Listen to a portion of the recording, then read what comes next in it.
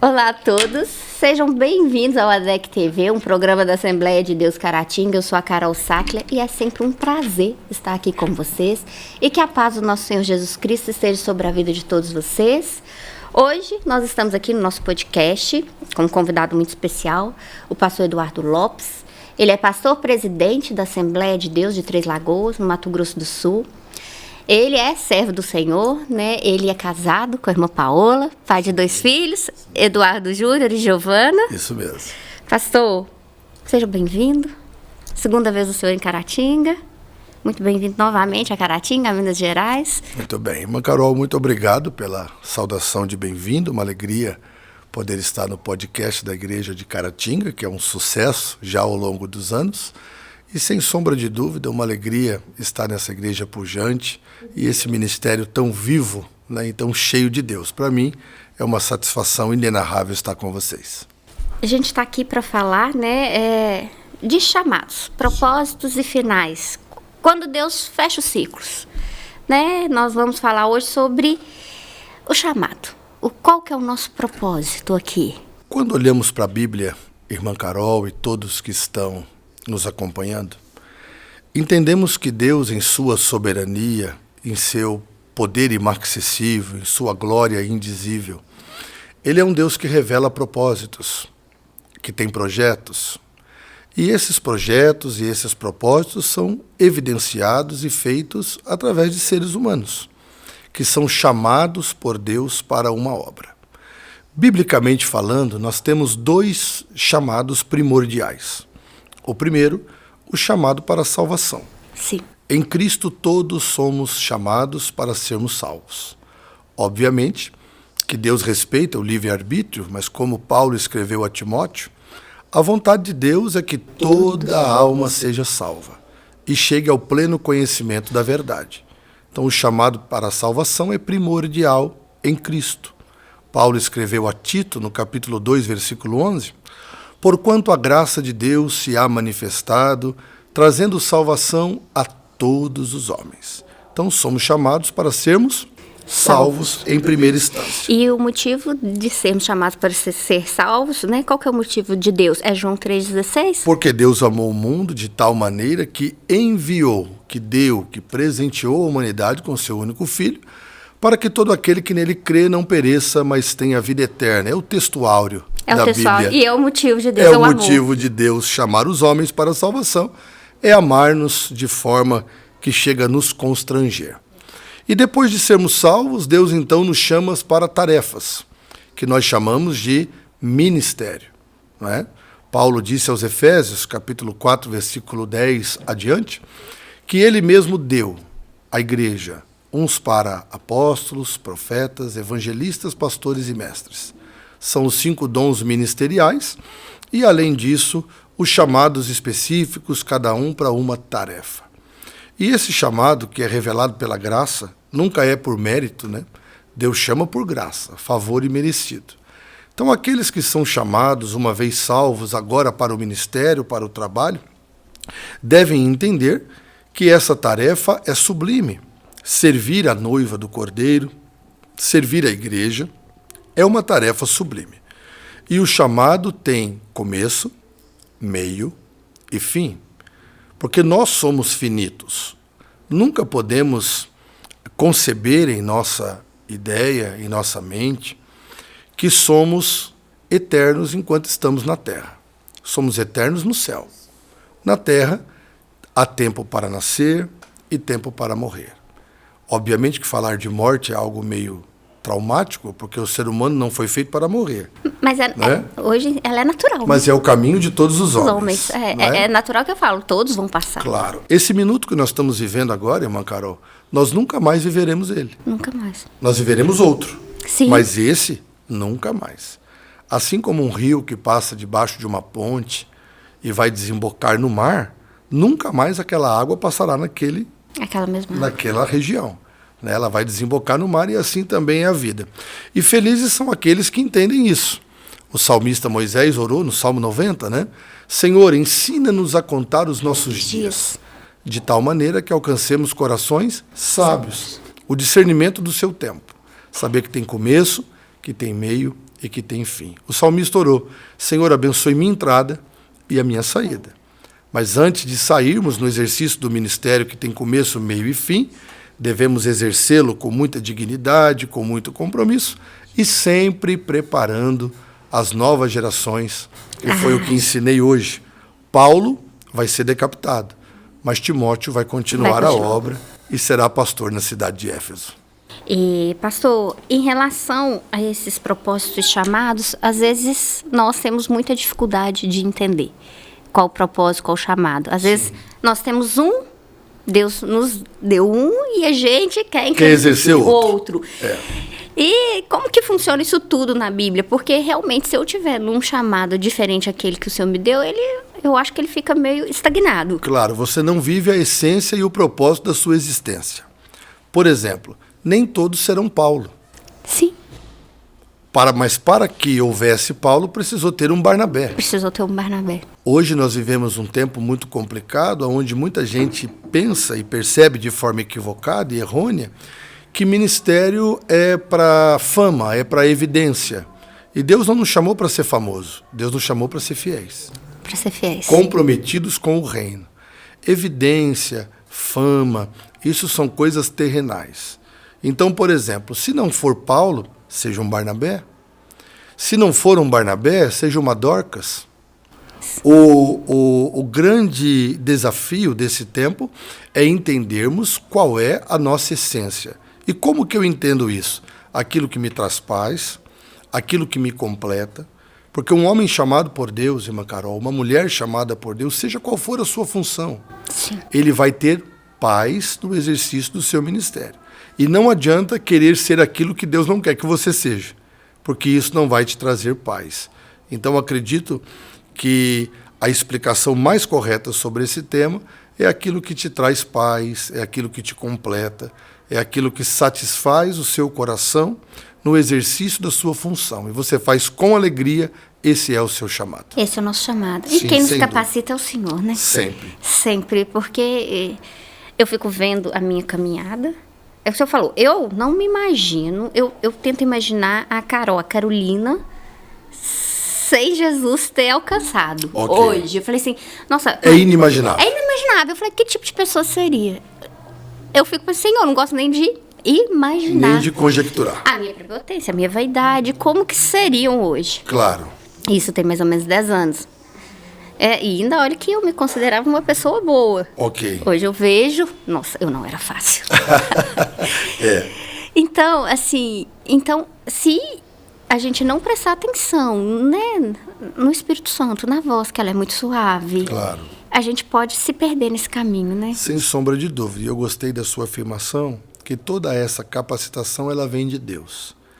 Tiago 1:17 diz que toda boa dádiva e todo dom perfeito vem do alto, do Pai das luzes, em quem não há mudança nem sombra de variação. Ele não muda e não varia. Olha que interessante, irmã Carol. Ele pega dons perfeitos e coloca em vasos imperfeitos, para que a excelência, a glória, o louvor seja sempre dele. Que a gente diminua. Que a gente diminua. É o discurso que deve existir, não só o discurso, mas a prática, né? Porque o nosso grande desafio é aproximar o máximo possível os nossos atos da nossa fala, do nosso discurso. Porque se eu falo uma coisa e pratico outra, eu incorro no erro dos fariseus, da hipocrisia. Da hipocrisia. Né? De simular um papel que não é o meu na realidade. E que é o mais difícil, né? Que é o mais difícil. É a prática. Mas é o que João Batista disse, convém que ele cresça e que eu diminua. Então, se a capacitação vem dele, se foi ele que nos salvou em primeira instância e nos chamou para essa santa vocação, entendendo qual é o meu papel no reino, porque o reino só se move pelo reino. Sim. Quando eu entendo o meu papel no reino, eu entendo que muito mais importante daqueles que servem o reino e do que o próprio reino é o rei. E quando eu entendo a importância do Rei Jesus e o meu local de atuação, eu entendo também que eu não tenho que ter nenhuma vaidade, nenhuma prepotência, nenhuma soberba, porque tudo vem dele. É tudo dele. É tudo dele, sem sombra de dúvida. Isso é maravilhoso, né? No mínimo glorioso. Glorioso. E a gente entende com a maturidade, né? Oração, palavra. E aí entende, Carol, aquilo que você disse, que nós vamos passar. E não há nenhum problema com isso. Faz parte. Faz parte da vida. E temos que entender isso com naturalidade. Ele disse para Daniel, tu, porém, vai até o fim. Mas quando tudo aqui terminar, nós estaremos nos braços do Senhor e essa é a nossa maior esperança. Pastor, eu até abro um parênteses aqui, quando a gente fala de cuidar, de preparar as próximas gerações, vejo assim, muitos cantores, pregadores muito jovens, dá aquela explosão midiática, são muito usados, e de repente há uma queda. Desaparece, uma queda assim, e desviam mesmo, vão para caminhos muito tristes. E eu penso assim, Senhor, é a falta da maturidade. Sem dúvida. Eu costumo dizer, Carol, que a melhor hora para aparecer é quando Deus nos apresenta. Nós vivemos uma época onde a mídia é muito importante. Não podemos de forma alguma criticar esse momento, sim, até porque agora estamos usando a mídia, estamos, sim, num podcast. Sim. É uma modernidade do nosso tempo. Sim. E que é muito necessário, uma ferramenta de evangelização, de trabalho. E quando você disse dos pregadores e cantores midiáticos, isso me preocupa. Eu tenho saudade de quando pregadores, cantores, não eram formados nas micro-ondas, eram formados no fogão a lenha. Bem devagar. Esperando o tempo, tendo maturidade e capacitação. Hoje, com os reels, com os stories, com os cortes, né? Parece-me que a fama ela chega de forma mais abrupta, de forma mais rápida, e as pessoas se tornam conhecidas antes de serem preparadas. E eu fico com muita dó vendo pessoas com um dom tão... Porque a essência é boa. É boa. Só que nós temos que entender que não podemos de forma alguma queimar a largada. Precisa ter preparo. Porque ninguém pode levantar para ensinar sem antes sentar para aprender. É formação, é ser um discípulo. É banco. Banco, aquele que aprende, aquele que se forma ouvindo outros. Por que muitos acabam não permanecendo? Porque, na verdade, Carol e ouvintes, o mais importante não é chegar. O mais importante é permanecer.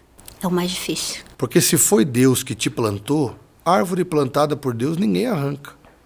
Agora, se você chegou por outro caminho, por outra forma, por uma mão humana, pela fama da mídia, com certeza isso, mais cedo ou mais tarde, vai gerar problema. Não que nós queremos e ficamos felizes com o problema, não é isso. Mas é óbvio que, se não respeitar os ditames, as regras, a formação e o preparo, vai ter problema. Então, precisa voltar ao tempo do preparo para, então, exercer esse ministério com excelência. O senhor está falando sobre Paulo, aqui, sim, na nossa Escola Bíblica de Obreiros. Né, a maioria conhece toda a história de Paulo. Claro. Paulo, antes de começar a exercer, ele até tentou, né, um pouco antes, mas sim, levou 14 anos. 14 anos longe de Jerusalém. De Jerusalém. E 3 anos e meio no deserto da Arábia. Arábia, que ele aprendeu, ele fala do próprio Senhor Jesus. Do próprio Senhor Jesus. Estar no deserto não é nada favorável. Nada favorável, 3 anos e meio ainda. Anonimato.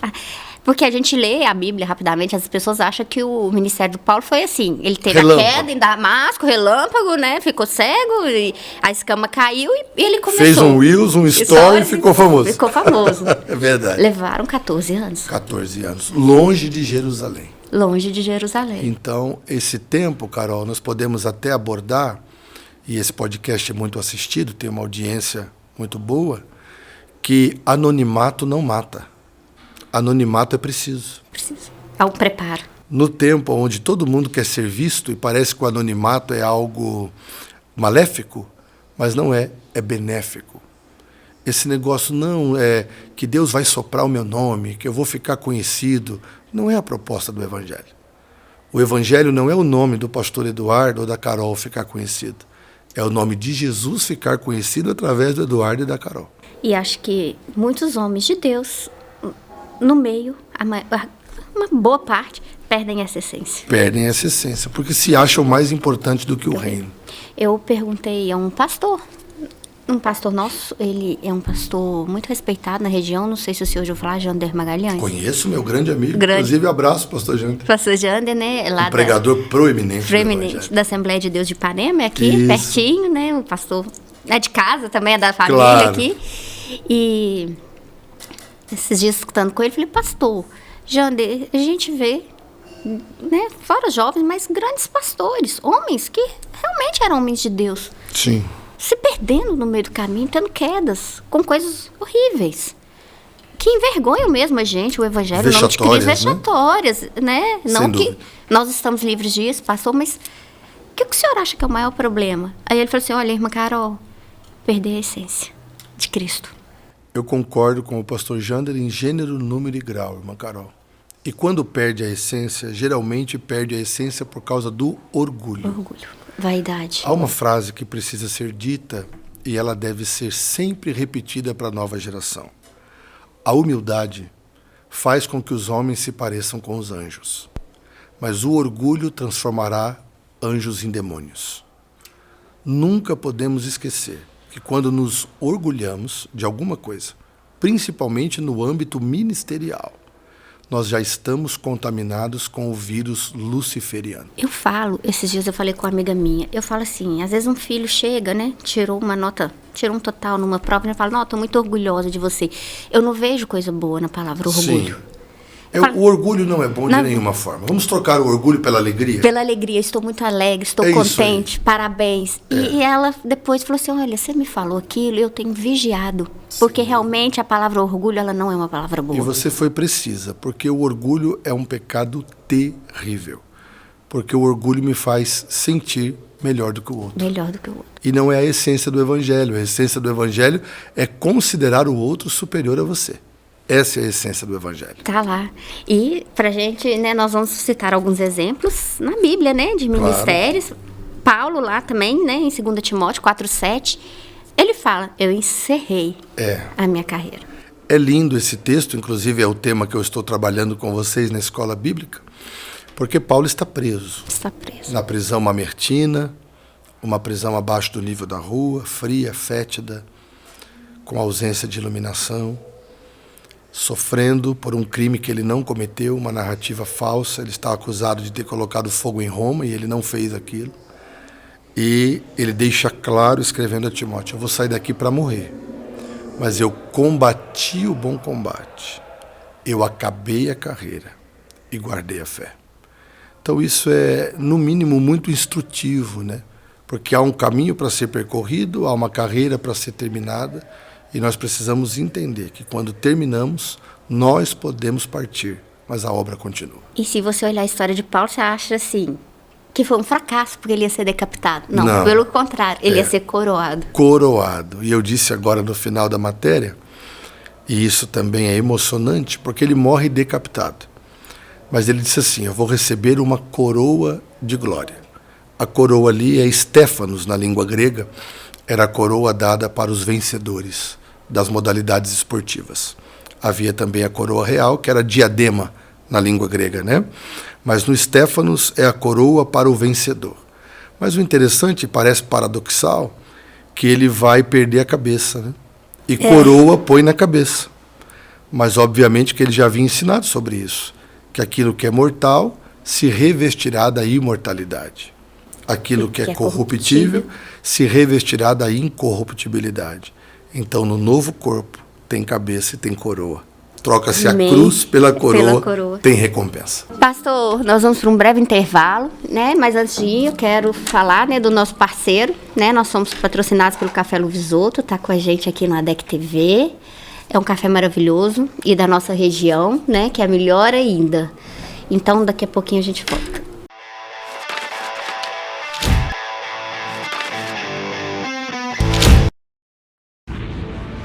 Seja bem-vindo ao novo site da Assembleia de Deus Caratinga. Agora ele está completo para você acompanhar bem de perto tudo sobre nossa igreja.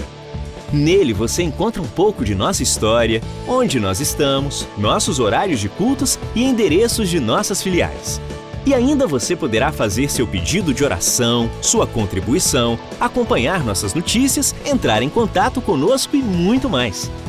Mais uma forma de você acompanhar tudo o que acontece na Assembleia de Deus Caratinga, de onde você estiver. Acesse agora assembleiadedeuscaratinga.org.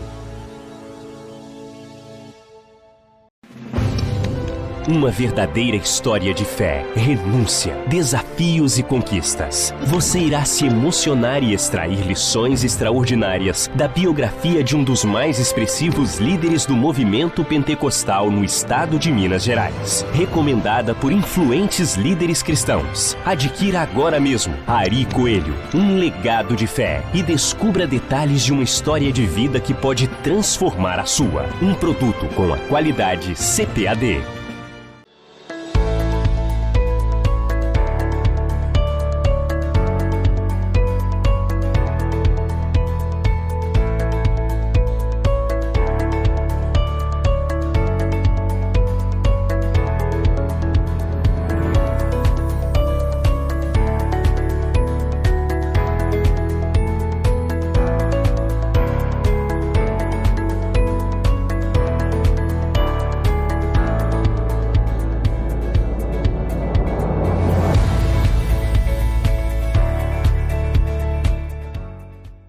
Do leste de Minas Gerais de maneira presencial, o Instituto Bíblico Ari Ferreira Coelho agora também é IBAFEC EAD.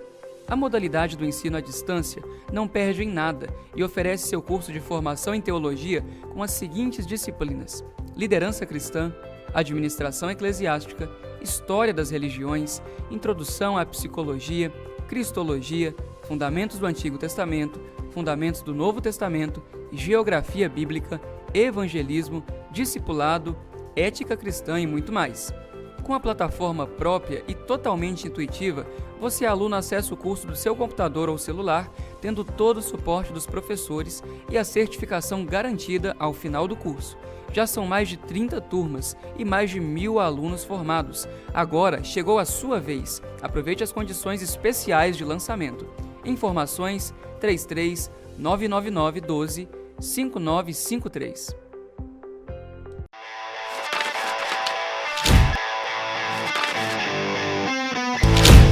Estamos de volta para o nosso segundo bloco do nosso podcast com o pastor Eduardo Lopes. Pastor, né? Nós estamos falando de chamados, propósito e meio e principalmente o final desses chamados. Nós encerramos o primeiro bloco falando de Paulo, mas eu queria falar de Jesus. Claro.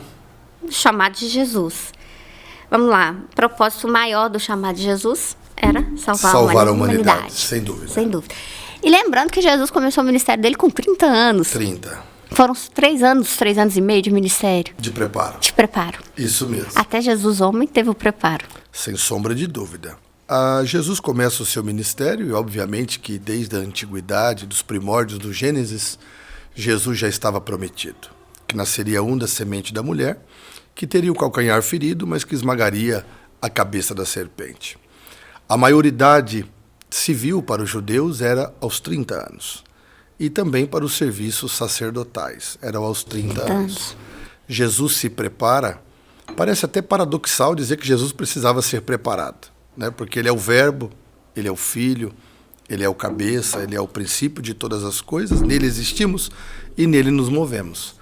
Mas ali era para respeitar a própria lei.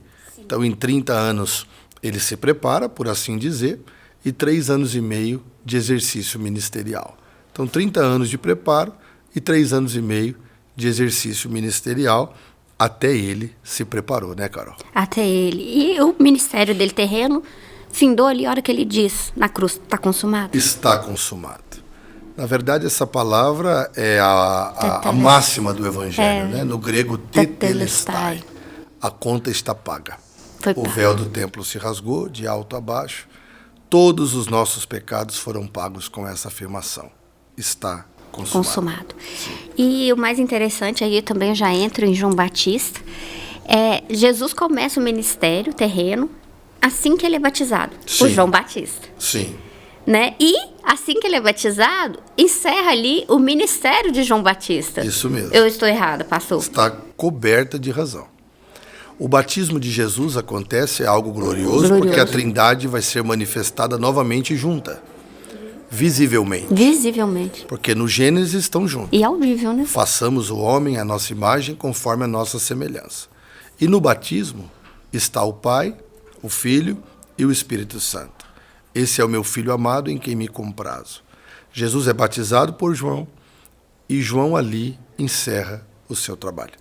Você vê que ele desaparece, vai aparecer depois novamente preso. Preso. Quando ele entra numa crise, és tu mesmo, eu tenho que esperar outro, né? E Jesus também não responde à crise, ele responde só enaltecendo o evangelho. Sim. Olha, diga para João que os mortos estão ressuscitando, os leprosos são purificados, os cegos veem, os surdos ouvem e aos pobres está sendo pregado o evangelho do reino de Deus. E dali depois João vai ser decapitado. Decapitado. E eu te interrompendo, pastor, é normal essas crises. Claro. Né? Até João Batista, ele era ser humano. E ele já tinha batizado Jesus, Ele Carol. já tinha batizado Jesus. É normal, é inerente ao ser humano. Mas aí quando Jesus manda falar isso para ele... É ele mesmo, então eu posso morrer tranquilo. Se morrer, não vai... Morrer não será uma grande perda, porque eu morro aqui, mas eu vou estar com ele no céu. Então, eu só precisava ter a convicção que é ele e que esse sentimento depressivo saísse da minha alma. E o mais interessante, né, que João Batista tem essa crise mesmo sendo que preparou o percussor do Messias. Mas Jesus manda esse recado para ele, mas depois Jesus defende João. Sim. Na frente das pessoas. Sim. Olha, não teve... Entre os nascidos de mulher não houve maior do que João Batista. É isso mesmo. Ele, tipo assim, esse momento de João não tira nada... Não anula... que ele fez. Não, a essência do seu ministério. Isso é inerente ao ser humano. Temos crises, temos momentos de dificuldade. Temos momentos. E eu acho isso tão lindo, maravilhoso, que o próprio Jesus vai defender João. Olha, isso não vai diminuir o ministério dele em nada. As nossas dificuldades, Carol, não anulam o projeto de Deus em nossa vida. É aquela máxima para Paulo. Paulo, quando você pensa que você está forte, você está fraco.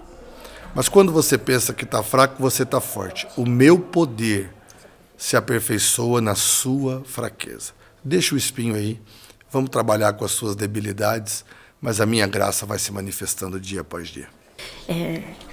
Essa frase, né, o meu marido, ele tem uma doença crônica que incomoda muito ele, né, na parte respiratória, e isso incomoda, já é um espinho mesmo, assim, claro. Físico, né, literalmente, do de Paulo também era um espinho, físico, né, na carne.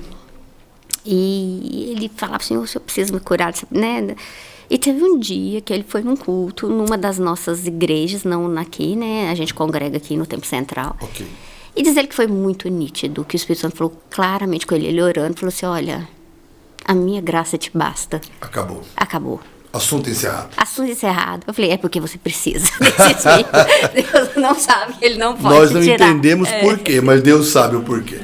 Sem dúvida. Eu acho que de Paulo esse espinho foi dado a ele depois que ele visitou o terceiro céu, né? Sem dúvida. E ele mesmo disse, né? Para mim não. Para que eu não me ensoberbecesse pela excelência das revelações que a mim foi dada. Do Paulo tem uma explicação. Eu falei, Léo, o seu, você fica e com o dele, ele. E o Carol, e o dele, além do espinho, ele diz assim, toda vez que eu pensava em me exaltar, vinha um mensageiro de Satanás e me esbofeteava. Era o espinho.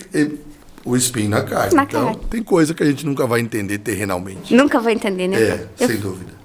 Pastor, e a gente, né, já falou de Jesus, falou de João. Vamos voltar, vamos um pouquinho lá no Velho Testamento, no Antigo Testamento. Vamos falar de Moisés. O meu personagem preferido do Antigo Testamento. Moisés. O libertador de Israel, né? Que Sim. Ia conduzir até Canaã. Sem dúvida. Moisés começou o ministério dele com quantos anos, pastor? Moisés, eu acredito que, terrenalmente falando... Terrenalmente. Né, Moisés é escolhido por Deus para uma grande obra desde o ventre. Eclesiastes 11:5 diz, assim como tu não sabes qual o caminho do vento, e nem como se formam os ossos no ventre da mulher que está grávida, assim não sabe as obras e os planos de Deus que faz e opera todas as coisas. O nascimento de Moisés é algo glorioso, né? Nasce debaixo de um decreto de morte, no ventre de Joquebede. Quando nasce é escondido pelas parteiras, Sifrá e Poá, mas não dá para esconder por muito tempo, porque o menino cresce. Olha o ministério dessas parteiras, hein? Sim, Elas passam quase desapercebidas. E é tão interessante, Carol, falar de Sifrá e Puá, porque elas desobedeceram uma ordem do faraó. Porque existem ordens que não são para ser obedecidas. Há momentos que é melhor obedecer a Deus, né? Porque ele mandou matar, mas quem teme a Deus não mata. Elas passam praticamente desapercebidas. E o interessante é que diz o texto que Deus preparou para elas casa. Deus preparou para elas livramento. Porque você não obedece o faraó, mas obedece a Deus. Então Deus prepara o que você precisa, sem dúvida.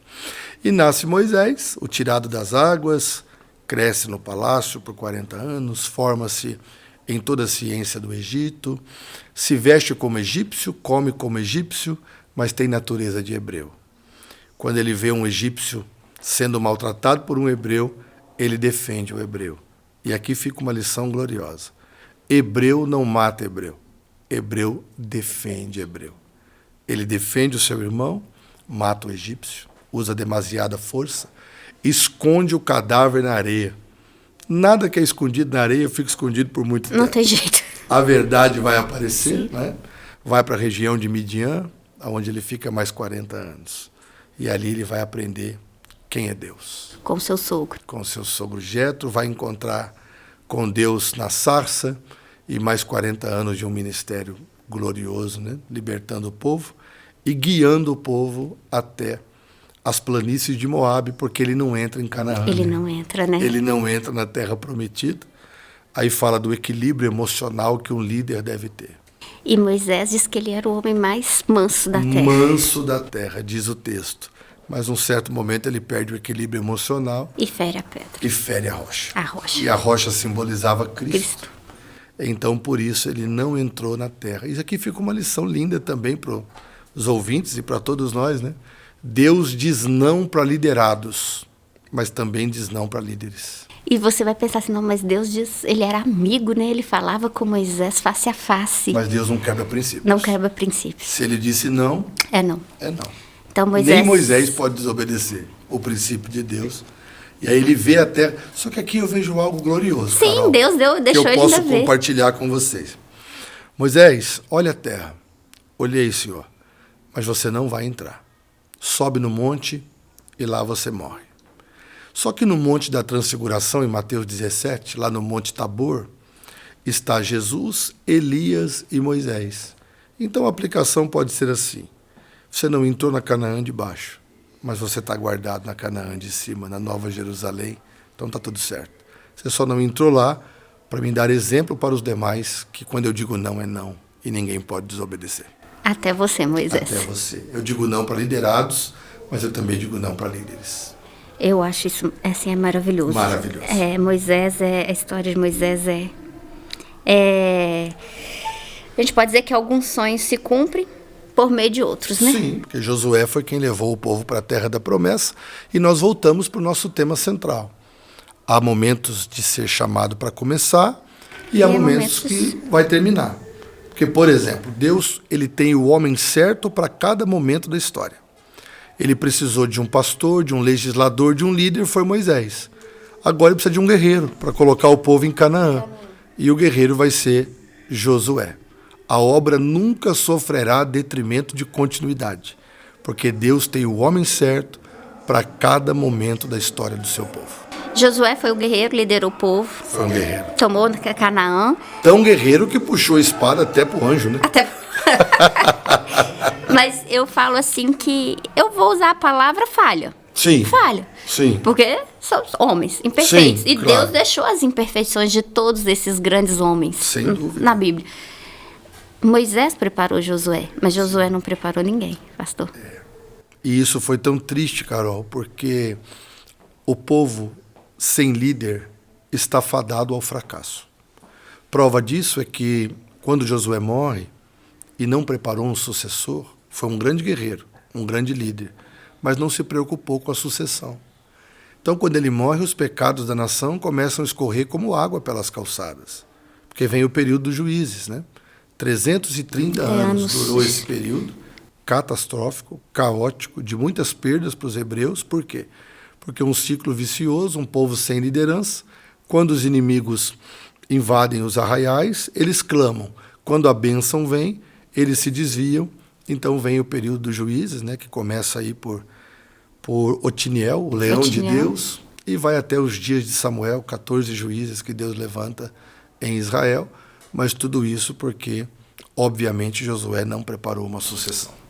Acho que nem foi porque ele não quis. Eu acho que passou desapercebido. Pode ser que sim, mas fica o conselho para nossa liderança. É o exemplo.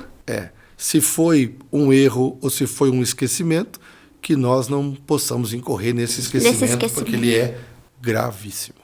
E, pastor, e ainda, né, no Antigo Testamento, vamos falar um pouquinho de Davi e incluir Salomão também? Sim, sem dúvida. Começa... Porque a gente pode começar bem também, o nosso propósito. Mas temos que permanecer, o importante é terminar bem. O homem não é julgado na carreira da vida pela forma que começa, mas sim pela forma que termina. Vamos lá, Davi, né? Davi, o amado, o homem que Deus tira do pasto e põe no trono. Unificador do reino. Um grande líder, unificou o reino, reinou em Hebrom, depois reinou em Jerusalém. Um excelente rei, um excelente líder, mas um péssimo marido e um péssimo pai. Consequências desastrosas. Então fica aí uma lição também, que o nosso primeiro ministério é em casa. É a família.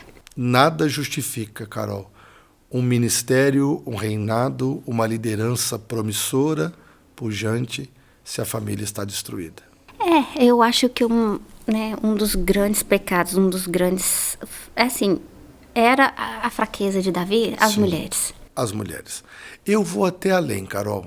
Eu entendo que o grande problema de Davi foi envaidecer-se pelo poder. Pelo poder. Porque voltamos no orgulho. O orgulho é o pai de todos os pecados. Aí depois veio, infelizmente, a promiscuidade e o pecado desastroso, né, com o sexo oposto, que veio trazendo quedas horríveis a Davi, desde o primeiro pecado até com Betseba, e aí isso degringolou-se. E, infelizmente, isso trouxe prejuízos muito graves para Davi. Familiares, né? Sim. Estupro dentro do seio familiar, assassinatos, Porque há quem diga, Carol, que Deus foi conivente com Davi. Não foi. Deus perguntou para ele, você quer cair na mão dos homens ou na minha mão? Ele disse, na sua, porque o Senhor não se esquece da misericórdia. O homem não tem misericórdia. Disse, tudo bem, vou te perdoar. Mas a espada não sairá da sua casa. Então, as consequências estavam ali. E Davi já sabia, né, das consequências. É aquele problema.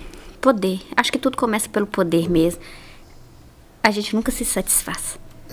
Davi tinha milhares de mulheres. Não que Deus queria, mas Deus permitiu. Sim. Foi uma permissão. Sim. Não o propósito de Deus.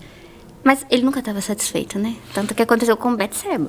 E, na verdade, você disse agora uma colocação muito precisa. O poder.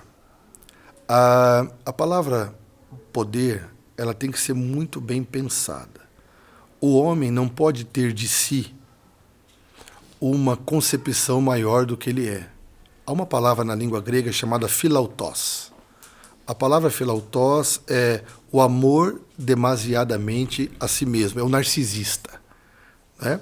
Então, quando você tem amor pelo poder, pelo philautos, e você tem uma imagem maior do que é pessoalmente sua, maior do que ela é na verdade, isso vai te levar à queda. Você falou do poder. 3 coisas derrubam um homem: poder, dinheiro e sexo. Realmente. Pastor, aí a gente entra em Salomão, né? Que também começa muito bem e termina muito mal. Eu fico muito triste com a história de Salomão. Sim. Eu falo assim, gente, Senhor, mas né, ele começa tão bem. Escreve livros maravilhosos. E ele termina muito mal. Como que um homem dava conta de 1000 mulheres? Senhor, isso é... Ele totalmente se perdeu. Interessante, Carol, que Salomão é o 10º filho de Davi. Sim. O segundo que ele tem com Betseba, porque o primeiro, pela justiça de Deus, morreu. Salomão, ele é escolhido por Deus para assumir o reinado. Betseba vai lembrar de Davi. Olha, Davi, você está para morrer, né? Ele está lá tentando se aquecer com Abisag, e mesmo assim não consegue, porque está morrendo. mas o trono está sendo disputado. Sim. Né? Adonias quer o trono, e Betseba lembra, olha, Deus fez uma promessa. Então ele manda chamar Zadok, Natã, o profeta e o sacerdote, e vão buscar Salomão. A mula que o rei possuía já estava até sendo ocupada, né, diz o texto, mas Salomão vai ser escolhido para ser o rei. Olha que começo glorioso, né? Fez o templo. Deus vem para ele e diz assim, pede-me o que tu queres E eu te darei. e eu te darei. Ele não pediu riqueza, não pediu prata, não pediu ouro, pediu só sabedoria. E não houve ninguém tão sábio quanto ele, humanamente falando. Deixa-nos o legado, Provérbios no início do seu reinado, Cantares quando se apaixona pela sunamita, porque tem 1000 mulheres, mas o coração só ama uma. Não precisa mais do que uma. Não precisava Não é? mais. A luxúria evidenciada ali na ação não precisava, porque o amor da vida dele foi a sunamita. E Eclesiástico, quando ele fica velho e reconhece algo glorioso, né? Vaidade de vaidade, diz o pregador. Tudo é vaidade. A palavra vaidade ali na língua hebraica é bolha. É como se fosse bolha de sabão. Passou. Passou. Não precisava nada disso. Aí ele reconhece, na velhice, que o princípio de toda sabedoria é temer a Deus e guardar os seus mandamentos. Começa tão bem e termina tão mal. E termina mal. Até construindo castelos, altares para outros deuses. Triste, né? Para suas mulheres. Muito Triste, mas fica o exemplo para aprendermos com os erros e com os acertos. Com os erros o que fazer e com os acertos o que não fazer. Eu queria deixar 3 perguntas que o senhor encerrasse falando para o Claro. público dessas 3. Com muita alegria. O senhor já sente que Deus já encerrou alguma fase de sua vida? Sim. Você já teve dificuldade em entregar algo que ele pediu para finalizar? E qual o exemplo bíblico que mais te inspira? Eu acho que o senhor já até respondeu, Sim. mas fica à vontade, pastor. Eu acredito que ciclos na minha vida, sim, já se encerraram. Eu sou um pastor relativamente jovem, por favor, concorde com essa afirmação. Eu tenho 46 anos de idade, vou fazer 47, prego desde os 13 anos. Sou um pregador do Evangelho, pastoreio uma linda igreja, presido uma convenção de Estado, mas entendo que aquele momento da pregação, o momento onde eu fui itinerante propriamente dito, ele se encerrou. Hoje eu trabalho mais com formação de novos obreiros, escolas bíblicas, ensinando e compartilhando aquilo que Deus tem me dado. Então acredito que um ciclo tenha assim se encerrado. O personagem bíblico que eu mais gosto, como eu já disse, é Moisés. É o que eu mais me identifico e tenho muito apreço por todos eles da Bíblia e por toda a Bíblia, mas Moisés é aquele que eu mais gosto. E a outra pergunta é? Se já teve dificuldade em entregar algo que Deus pediu para o senhor finalizar? Sem sombra de dúvida, a primeira igreja que eu dirigi foi uma igreja que eu me apeguei de forma assim muito grande. Congregação do Jardim São Vicente, em Campinas. Eu fiquei lá por 1 ano, 11 meses e 16 dias. Para você ver como eu amava aquele povo. E quando Deus me disse que o tempo havia findado, foi uma dor dilacerante na minha alma. E Deus me disse, Eduardo, o seu tempo aqui findou, eu não te quero mais aqui. E abrir mão foi muito dolorido e doloroso. Mas como eu obedeci, veio igrejas muito maiores, no sentido quantitativo, e o ministério abençoado, mas que não foi fácil. Mas obedecer sempre é o melhor caminho. Pastor, seja fiel até o fim do propósito, mas também seja obediente a hora que Deus pede para você Sem dúvida, encerrar, né? há momento de começar e momento de terminar. E está tudo certo. E felizes são aqueles que têm esse entendimento. Muito obrigada, pastor. Carol, eu que agradeço, uma alegria poder estar com o pastor Eliseu Coelho, esse pastor querido. É nítido, perceptível, notório o que Deus tem feito na AD Caratinga. A boa mão de Deus está estendida sobre esse povo.